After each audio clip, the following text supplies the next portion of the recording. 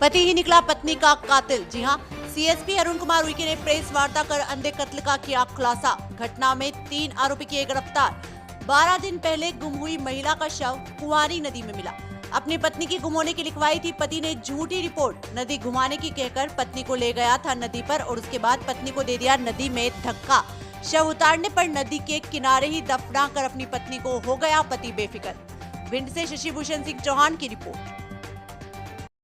पूरा घटनाक्रम इस प्रकार है कि 25 सितंबर की बात है। देवान सिंह खयाली सिमराव का निवासी है, जो कि थाना देहात उपस्थित आकर बताया कि उसकी पत्नी कहीं बिन बताए घर से कहीं चली गई है और सब जगह तलाश करने के बाद भी नहीं मिल रही है।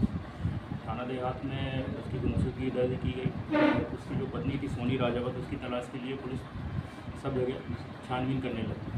जब सब जगह जब पूछताछ की गई तो ये निकल के सामने आया कि ये ससुराल पक्ष जो था उदयभान सिंह उसका पति और उसके माता पिता और जो भाई थे वो उसको दहेज की मांग को लेकर उसको आए दिन परेशान करते थे।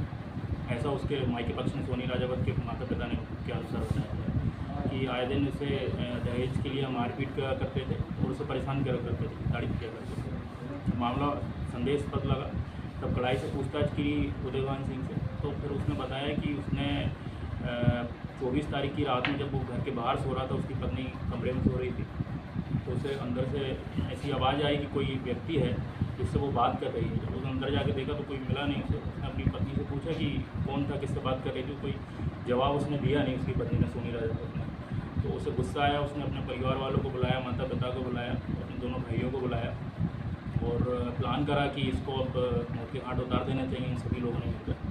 उसी चीज़ को लेकर उदयभान ने अपनी पत्नी को ज़बरदस्ती कुंवारी नदी के पुल पर लेके गया, कमई के कुंवारी नदी पुल है, और वहाँ से ले जाकर वहाँ से धक्का दे दिया। ये 2-4-6 दिन तक ये पुलिस के साथ मिलकर उसकी गुमशुदगी का पुलिस को गुमराह करते रहा और बताते रहा कि गुम गई है।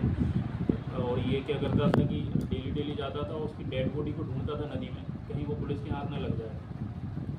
तो 2 तारीख को इसके कहे अनुसार, मेमोरेंडम के अनुसार उदयभान सिंह के 2 तारीख को ये गया और इसको परसोना के पास उसकी डेड बॉडी मिल गई उसकी पत्नी की।